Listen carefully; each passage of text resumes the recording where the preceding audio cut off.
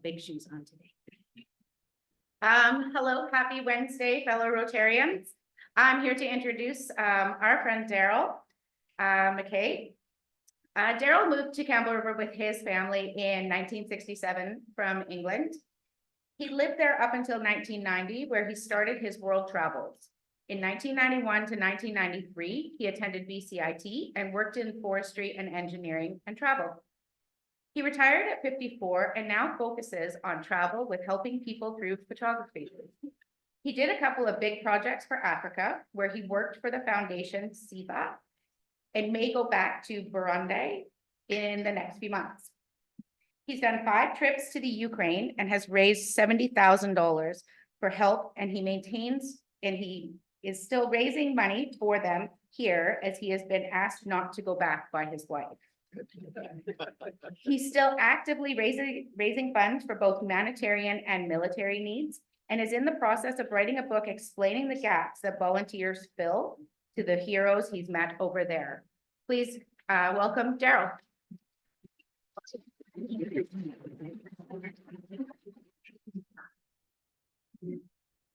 Find it? Got it. Okay, sure. I never expected to be a spokesperson for any cause at all. But when this war started 2 years ago, I was sick and tired of sitting and listening to what's going on and people saying, we're behind you, we're behind you. I was in a situation where I could actually stand with these people. And it ended up being 160 days in the country.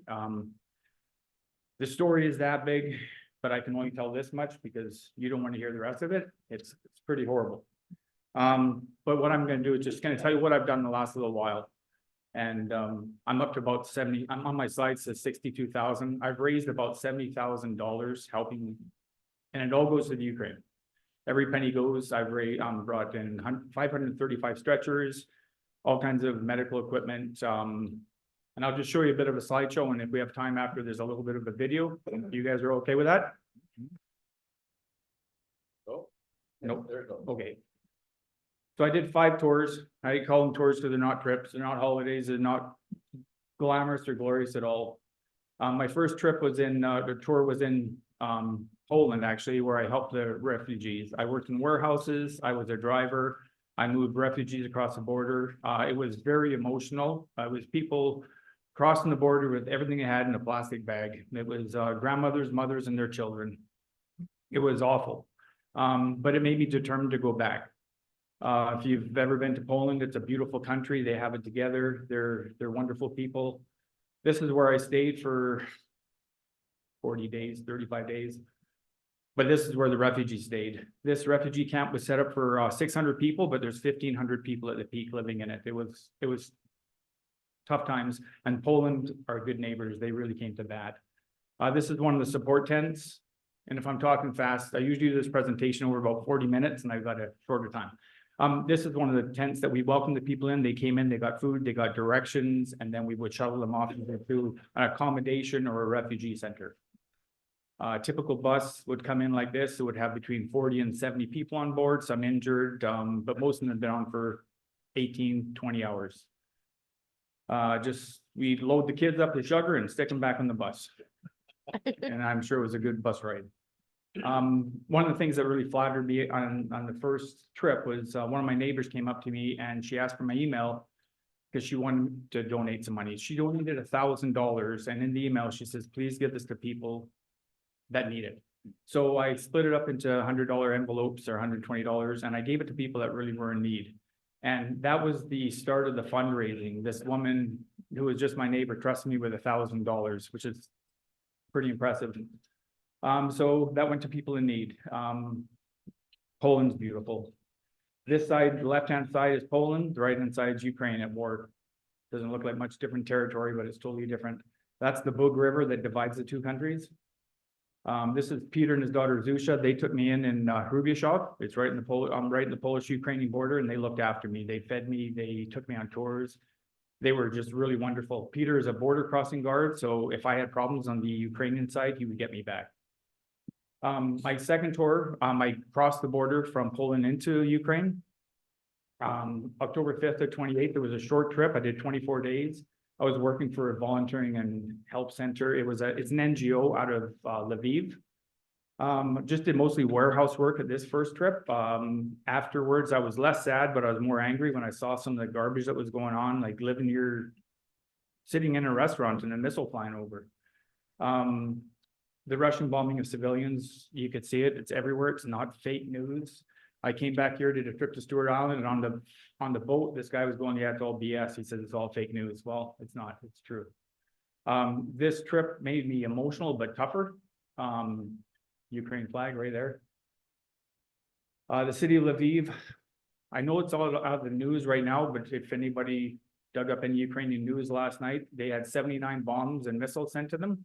I think they took down 59. So they've had missiles right into Lviv again in the west. And that's like the war being in Calgary and missiles coming all the way to Campbell River. This was in October, the Curse Bridge was hit. And the retaliation the following Monday was missiles coming over. So we're working in the warehouse, air sirens go off, we go out in the yard, two drones were taken out directly above us, but two missiles hit right next to our place of work. You could feel them hit. They took the power out, and that's what they did last night. They're taking the power out all over the country again. The Ukrainian people are proud. They got amazing culture, and they're very proud of their dancing, their events. This was these women were all trying to get their husbands back, and some of these people have been gone since 2014 when the war started. I was there in 2016 as an ignorant tourist. I didn't know there was a war on, but Crimea and the Donbass were at war there. So I've been there actually 6 times now, but that time I was there as an ignorant tourist, just looking at tourist things. I didn't know that 2 years prior there were people being killed and held captive. Lviv wall art. This little lady here, she sits on the street and she sells clothes, and she sells things like one boot. And I thought it was odd that she'd be selling one shoe, but now with all the amputees and stuff, she's going to be able to sell that one boot. When I left, I'd go there with a heavy suitcase, and then I'd bring my suitcase, all the clothes, all freshly laundered, to her, give them to her, and then she'd sell them for money. So it reduced my load coming home and help her out. Typical street scene in Lviv, soldiers sitting around. Most of them had all their gear, guns, ready for call. The third tour was again Lviv, and this was also with that same center. Again, more work, warehouse work, but things started changing here. I was asked to prepare some first aid kits, which I raised money for, and I started contracting stretcher production there. And at the time, they were $37 a piece. I was feeling more determined, seeing my impact was positive. I could see I was actually helping people. And I was getting more anti-Russian. And I'm trying to be a humanitarian where I believe there's good people all over the world. And there is. But when you see what's happening to these poor people, Russian aggression, it's kind of hard to keep that thought. This is what Spinner Sports did for me. They gave me a big bag of neck warmers and toques and a cash donation too. So I go out in the street. Oh, thanks, Craig. Thanks, Sam. You guys are amazing. I go out in the streets at night with these neck warmers, and I approach soldiers that didn't know me, and I have on my phone app, hey, I've got some friends in Canada that think this may help you. Will it? And I open my bag, they go in, they put them on, and then they give me a big hug. These guys were so appreciative. They're going to battle without gas masks, without neck warmers, with terrible guns. I don't know how they're so poorly equipped, but volunteers fill a huge gap. This little old lady, she's the same bench every day selling flowers. It's just like stepping back in time in Ukraine. It's an amazing place. Translate apps I get from Canada, can you use these to sell? I fly home tomorrow. This is what went to the lady. These apps were really helpful. There she is. Yeah, she does have a spinner's bag in one of these pictures. I was changing money because I was working at the help center and then traveling across the city to get these stretchers produced. And I was with Albert. Albert's he's my fixer. He's an amazing kid. He's from Mariupol, which is destroyed. We changed all this money, and I said, is it safe? And he goes, of course it's safe, but you carry it.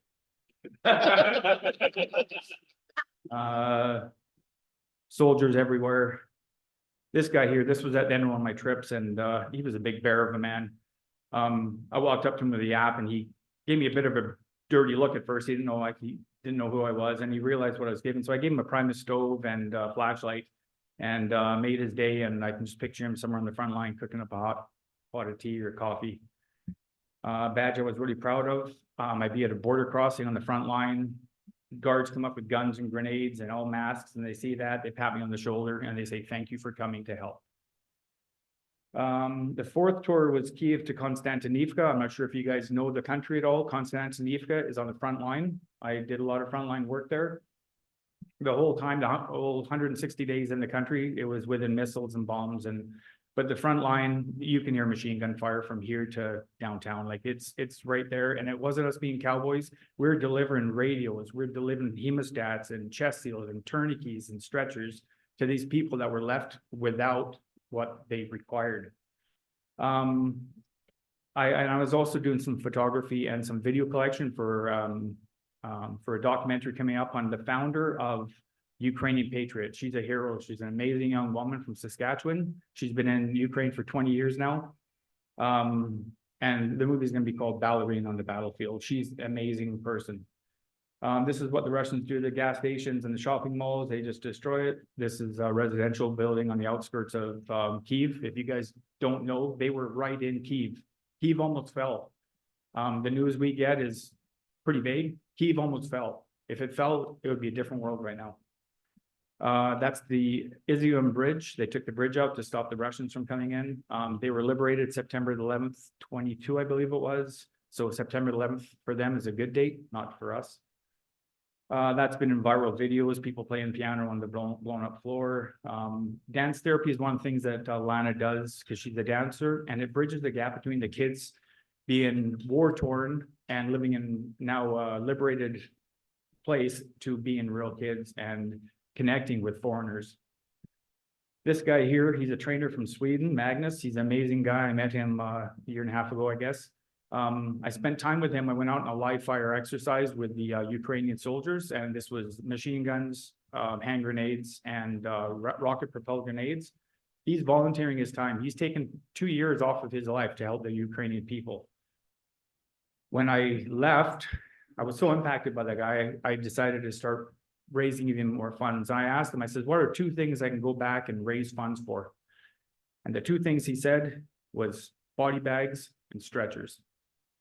So that's part of the part you don't want to talk about is the body bags, but it's real. And I couldn't raise funds for body bags. I didn't have it in me to talk to people about stuffing a dead body in a body bag. It's awful. So I focus on the stretchers, which is more positive. And like I said, I've got 535 stretchers to the front line. I'll see medic vehicles go by with my stretchers on there. My stretchers are designated with a maple leaf and a Ukrainian trident, so I can tell that it's my stuff. That's some of the stretchers. That's one load of stretchers. This is one of the guys that went on a live fire exercise. He's dead. I went out with 14 guys. Of the 14 guys, there's 2 surviving now, and they're crippled. The 12 of them are dead. This guy here, he couldn't speak English at all, but I didn't need a translate app with him because I got great memories of him. All he'd say is boom, boom, boom, bang, bang, bang, yum, yum, yum. So after the shooting, after the bombs, we go and have lunch, and he bought us lunch. He was an amazing kid. He's dead. He was lost like 2 weeks after we were there. Amazing kid. And these guys aren't professional soldiers. They're just trained. They're bakers. They're bankers. They're people that are just called up to protect their country. They're known in the country as the defenders. They're not trying to be aggressive and take land. They're trying to protect their land. That's just after a rocket propelled grenade went off. I thought I was scared of bears and sharks. I'm scared of those things. Russian tanks wasted all over the place. This is after doing a food drop. It was for IDPs, internally displaced persons. They'd be going to like a warehouse or whatever they could use as a home. We deliver a bag of food, and I just pictured this. These people going off there to have their little picnic. It's just, they have nothing. They have absolutely nothing at all.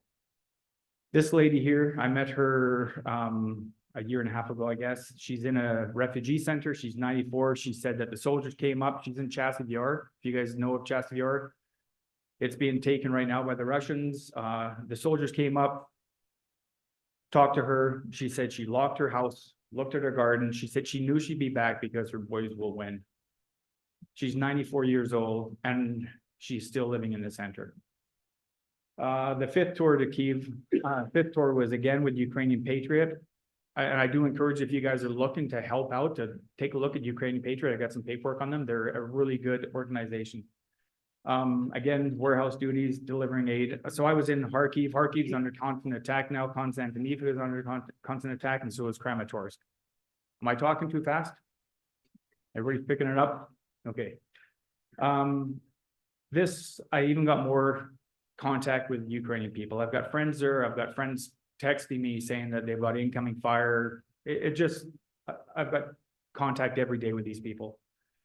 So this is Lviv. They got bombed last night. That's where I started out, was just in the west. And then my last two trips have been to Kyiv, Kharkiv, and right to the front line. Well, the Kharkiv right down is all the front line. There's active fire, there's drones, there's missiles coming in. You go to bed one night and you wake up, and the next day the building next to you has got the windows blown out. It's real. This guy here, Sharif Amin, he was a soldier from England. He's an Iraqi British guy. He was doing humanitarian work as I was doing. Then he crossed over to, and he is a soldier, so he picked up a gun. He got shrapnel. He got blown up in the back. He spent, I don't know how long in hospital. He pretty well lost his right hand. He can't fire a gun right now, but he's active in raising money and funds for the Ukrainian people. He's still active, and he says he'll never give up. That's him in the hospital after getting blown up, and that's me and him. Amazing guy. Here's two opposite frontline people. This is the soldier. If you can take a look at his right hand looks a little bit messed up. He stepped on a Russian butterfly, he called it. Took off his toes on his left foot, took off his fingers on his right foot. They sewed a toe in his right foot, and he can play guitar better than me. And this is an 85-year-old volunteer working in a camouflage plant. So she's 85, she's up there. I know very little Ukrainian, but when I left, I said, "Lublю mama." That means I like mama. And she did a little curtsy dance and kissed me on the cheek. The people, the whole country's pulling together to defend it. This is the main power plant down in Kyiv. You can see the high rise got the windows blown out.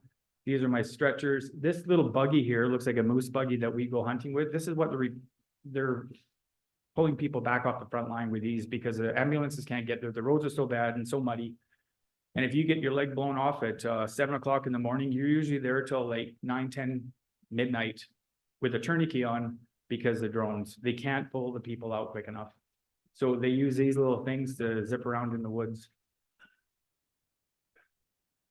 It's a typical site now. You will be in a train, and your train companion will be a double amputee or a triple amputee, and I hope that they're heroes for their whole lives and not just temporary. They can't be forgotten. This is the city of Kyiv. It's a beautiful city. This was before all the war memorabilia came up. That whole area on the front now is full of flags. There's got to be 20, 25,000 flags, and each flag represents a fallen defender. Banksy was there. He did a Banksy art on a tank trap. This is trying to get to a school. The bridge is blown out. All the bridges in the north are blown out, and now they got floating bridges. So this is Lana, the founder of Ukrainian Patriot, talking to a woman. I was taking photographs, and I asked afterwards what she was upset about. Stupid question. So she's living in a IDP center, internally displaced person center. Everything she's owned, she's lost everything. She has nothing at all. She's got clothes that have been donated. And then on top of that, she's crying because she just lost her grandson on the front line. So, yeah, a lot of brings hope. And your sign here says about bringing hope. That's what the people need. This $60 billion from the States is encouraging the people and giving them hope. They need to know that the world's behind them. This is a typical site. This was so damn cold here. It was probably only 0, but it was cold and wind whipping. All these down jackets have been donated. These people didn't have these clothes because they left in spring of whatever. They now have warm clothes, and these are people waiting for food now. So when I was there, the church that supplied the food, they had a blip. They couldn't supply it. So I had $3,500 in donations that I bought 350 food bags. And my God, it was money well spent. This is me freezing my ass off. I don't usually get cold. Not a very flattering picture, but it's not glamorous. It's awful over there. It's tough on the volunteers, and it's tough on the people. You can see over my shoulder, there's an outhouse. They don't even have plumbing there. That outhouse was for 250 people. This note on the gate, you're driving through the countryside and it shows you where the house is, and Mina is mined. So this guy's yard is mined.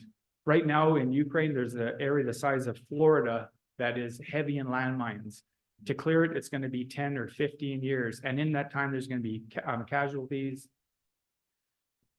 Some of the food we ate, they fed us good. I don't usually wear a double shirt to cover my belly, but I tell you, the food was good. The food's incredible there. They fed us well. Again, Magnus, I'm 210 pounds. I don't know how big Magnus is, but he doesn't like being called Shrek.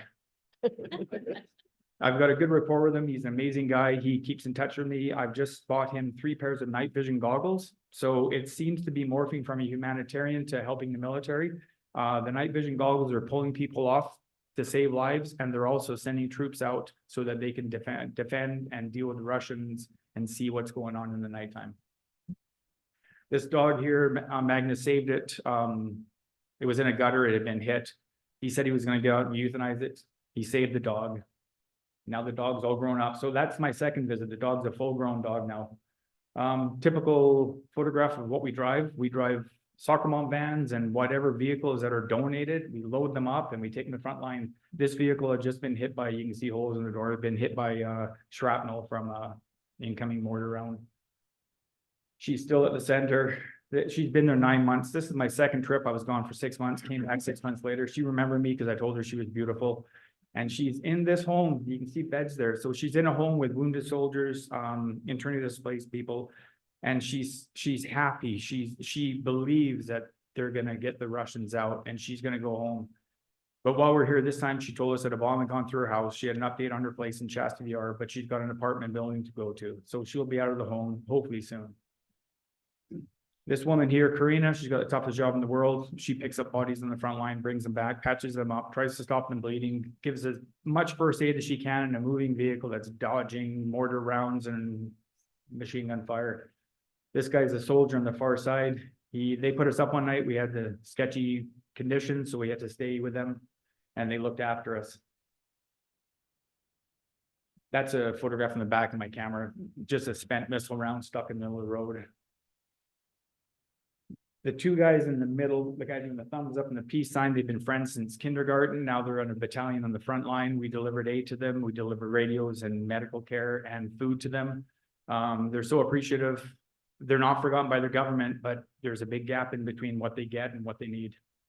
Lana's got the little kitty toque on there. I nicknamed her Cindy Lou Who because that's who she reminded me of. She's just this little tiny powerhouse. Typical night delivering food. They even look after pets and horrible conditions. The last trip, it was awful. We had COVID, we had food poisoning, and then we had horrible weather. It was tough going.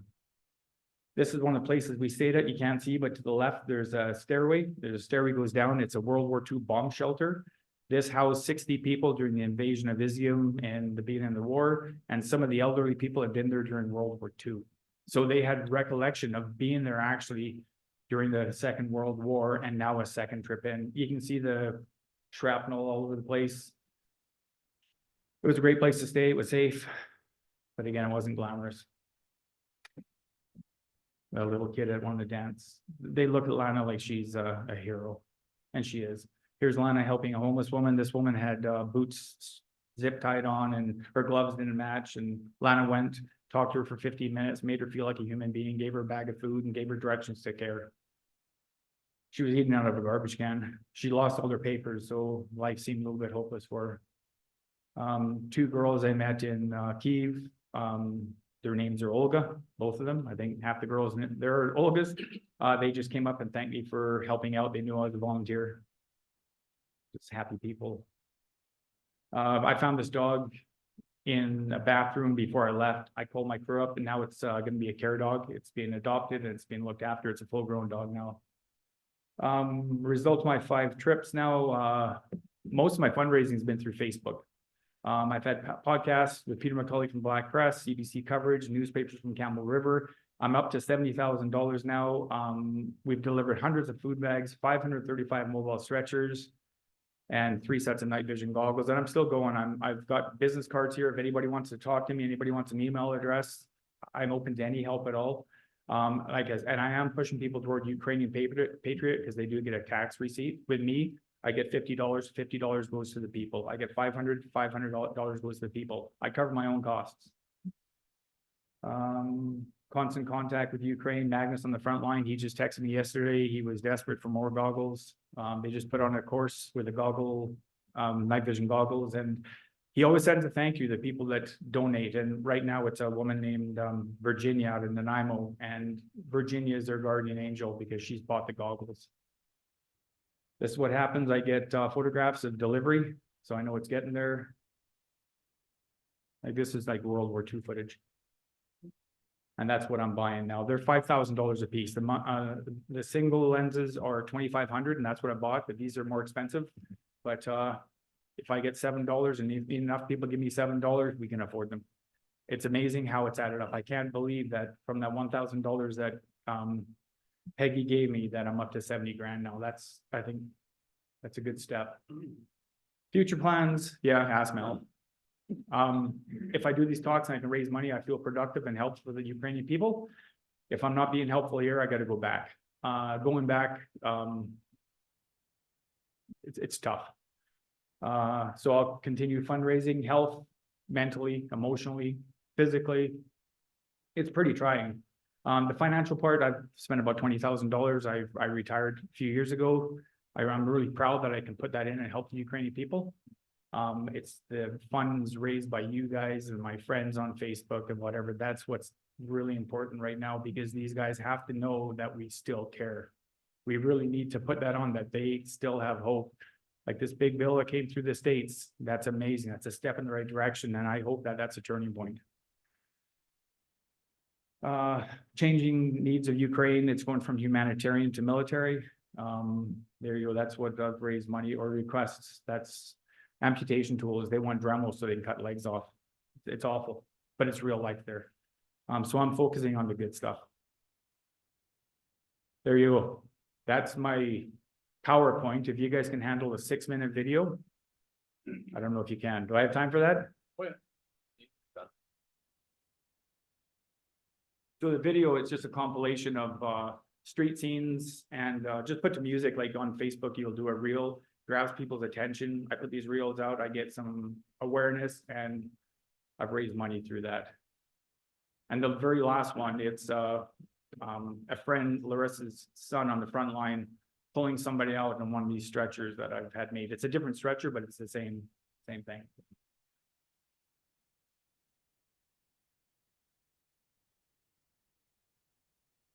But when I look at it like this, when anybody looks at it like that, we say, oh my God, isn't that gorgeous?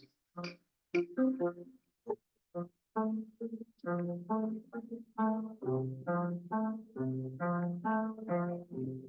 God, isn't that gorgeous? Oh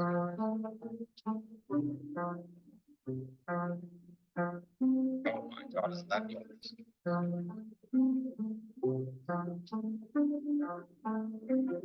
Oh my God, isn't that gorgeous?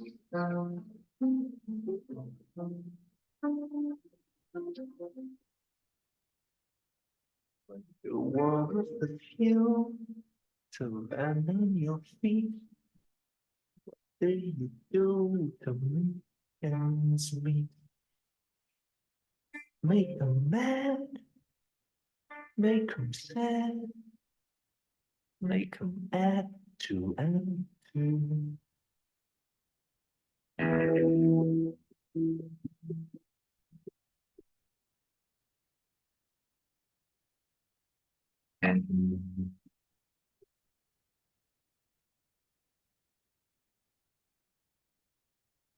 Your day is long.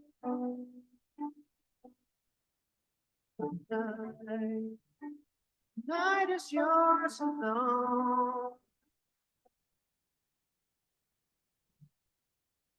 Sure you've had enough. It's like hang on. Don't let yourself go.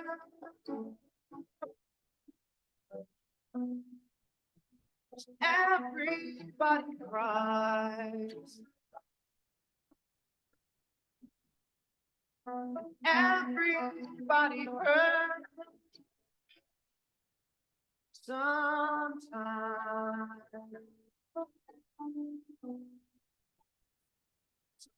There's something happening here. But what it is ain't exactly clear. There's a man with a gun over there, telling me I got to beware. These fields of destruction, baptisms of fire. So much chaos that I can't get through. So much time run for me and you. Love the way you can't stay late. Take you home before daylight breaks. Pack yourself a toothbrush, dear. Pack yourself a favorite flower. Take a withdrawal slip. Take a look and say. This is a frontline town. It's a ghost town. That's Magnus in the middle. We're going for pizza. My name. Yeah, the pizza restaurant afterwards. It was hit a week after we were there and killed 18 people. Come on. And this is Rhea Pizza Place. This was hit just a week after we were there.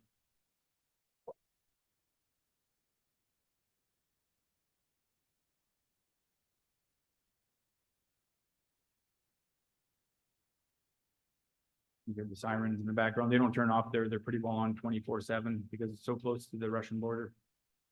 Magnus. Through these fields of destruction. Like I said, of the 14 kids, there's 2 alive now. That's Magnus teaching me to throw grenades. It's still sun. As the battle reached out. And the little things away. In the fear of the light.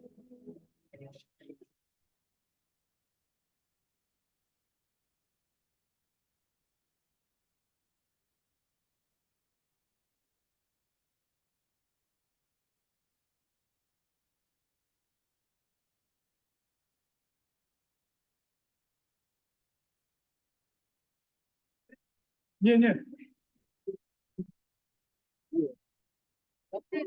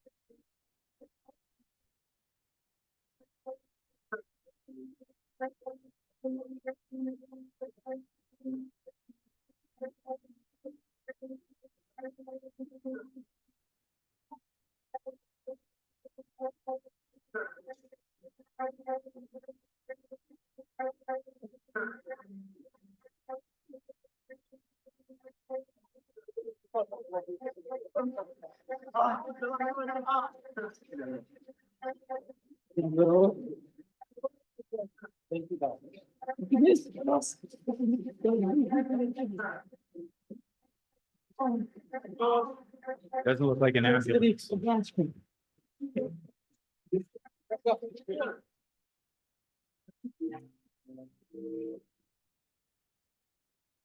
That's it. Yep. I went over my 20 minutes, I'm sure. If anybody's interested, I got some papers on Ukrainian Patriot, if anybody wants, and I've also got some business cards for contacts to me, if anybody wants to contact with me afterwards.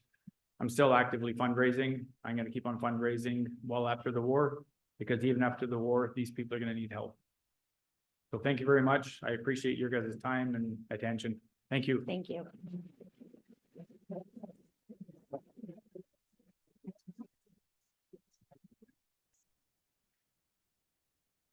Absolutely tremendous job, man. Thank you. Thank you.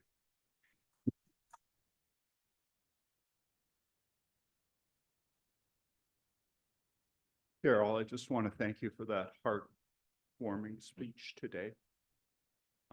I know as fellow Rotarians, all of our hearts go out to all the work you've done. Rotarians are similar in mind as far as wanting to do a lot of humanitarian work. And I just want to raise you up on a pedestal today and thank you sincerely. Thank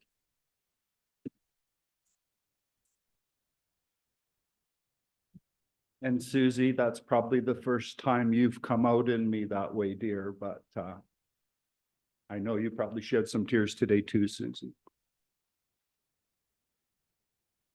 Anyways, I'm sure you might get some response from some of the Rotarians in the room here today to help you behind the scenes as well, Daryl. Thank you. Thank you again.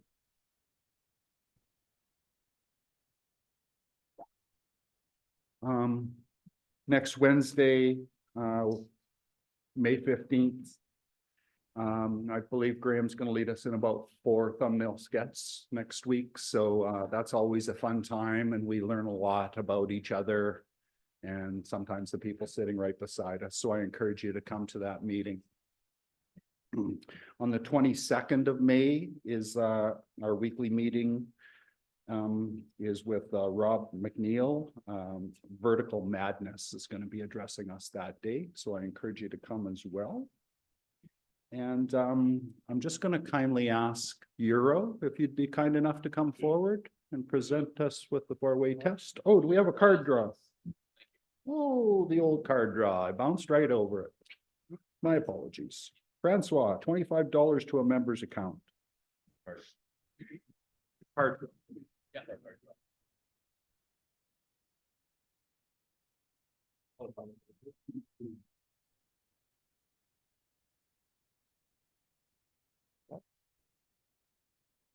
25. 25, and that is for, oh, man, really? Oh, gee. Actually, my number is in there. No, look. It's not April 1st, Graham.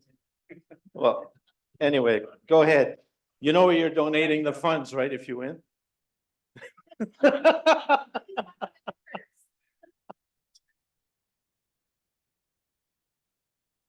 Oh. Have you done 25? Now. Put him back in there in case he wins again.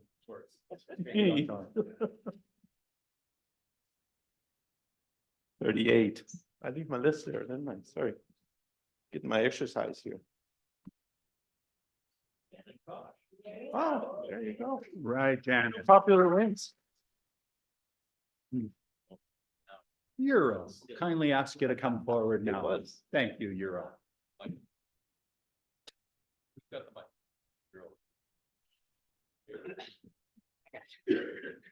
Okay, first, is it the truth? Second, is it fair to all concerned? Third, will it build goodwill and better friendship? And fourth, it will be beneficial to all concerned. Thank you so much, Euro. I appreciate that. And this week, as we leave here, I'm just going to